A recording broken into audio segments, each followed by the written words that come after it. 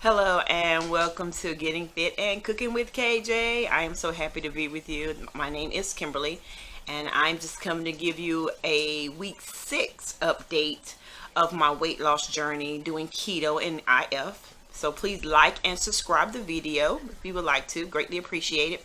So, I had said in my last video I was going to change up some things, so I came to give you an update of how those changes went for me.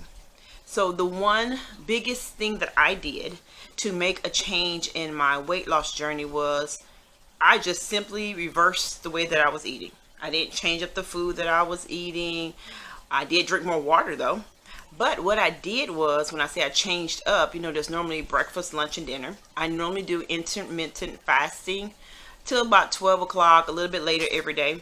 I try to have my last meal by 6, but lately it's been about 7 o'clock by the time I get my last meal in. So I'll go from 7 to 12 or whatever time I go. If it's 6:30 to 12, maybe afterwards, depending upon what I plan on cooking. And I tried this new method because I'm getting ready to go back to work. And when I'm getting ready to go back to work, I didn't want to have to try to come home, hurry up and cook a big meal, and then try to eat it and still have everything done by 7 o'clock. And I want to be able to enjoy my food. So I decided, you know what, I'm going to change it up. And I still will be cooking a big meal at nighttime because that will be something I'll be using for the next day. But it just won't be within my fasting window that I'm worried about trying to rush home. I can actually come home and relax and, enjoy my evening time with my family once I get home. And then I can cook my dinner. So the one thing that I did, drum roll, is that I actually changed up the way that I ate. Instead of having, it's normally the meal where it goes breakfast, lunch, and dinner. And I don't normally say per se eat breakfast because by the time I get ready to eat, it's already lunchtime, right? It's 12 o'clock. So what I did was I went dinner first.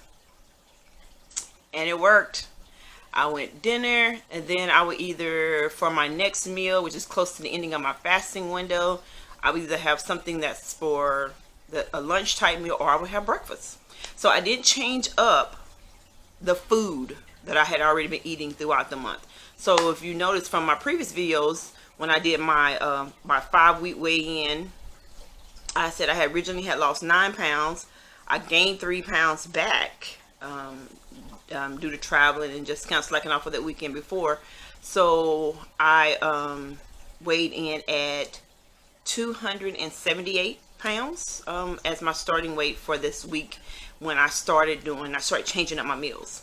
So I mean, I've had great meals, pizza on a low tortilla. I've had chicken fried steak. I've had, oh my gosh, what else did I have? I had all kind of good food because I'm doing keto. And so because of that, I normally eat 12:30, 1 o'clock, but I make sure it's my heaviest meal. I also did a little bit of portion control, so I went and got a smaller plate, but not like a saucer. I got an in between a large plate and a medium sized plate, and I put whatever I want on that plate, and I ate till I was full.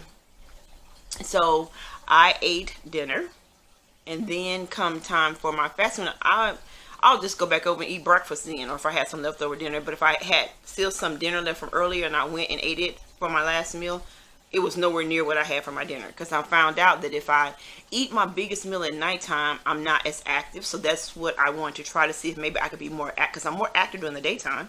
So let's see if I eat my bigger meal, and let's see if me being more active is going to make me lose weight. Well, guess what? It did. It made me lose weight. I actually lost, from last Tuesday to this Tuesday, I actually lost 6 pounds. And you would not believe, I actually stuck to, how we have major events in our life, and we had a major event at church that Sunday, and I was so dedicated. I had got a dress that I really wanted to wear, and they sent the wrong size. It was a size smaller than what I had asked to be sent to me, and I tried it on, and I was like, there is no way the dress fit, because imagine had I not lost the 9 pounds, I wouldn't know why we even got the dress zipped up. But I had the dress zipped up, but it was just uncomfortable, and I don't like tight clothes on me. So I was like, okay, I gotta do something. So I cut the lining out, and then I said, well, when you get kind of frustrated when you're trying to lose weight and things don't fit the way they want. So well, I just try something else, or I'll just go ahead and eat. You know, it ain't gonna make a difference. But I took the dress to the cleaners, and the seamstress, she added just a little bit of black fabric on each side of it. But I didn't stop though. I still, even on the whole weekend, I was trying to make this a full week of trying to eat better and not have cheat days in between, right? Because that's what got me in trouble in the month of June, cheat days. So what I did was I went and I picked up my dress, and my husband said, "Aren't you gonna try it on?" I was like, "No, it's okay. I just try it on." I dropped it off on Saturday morning. She had it ready for me Saturday. And he said, "Aren't you gonna try it on?" I said, "No. If it doesn't work, I have another dress upstairs that's plenty big enough now that couldn't wear before, that I could wear, that but I really like this particular dress."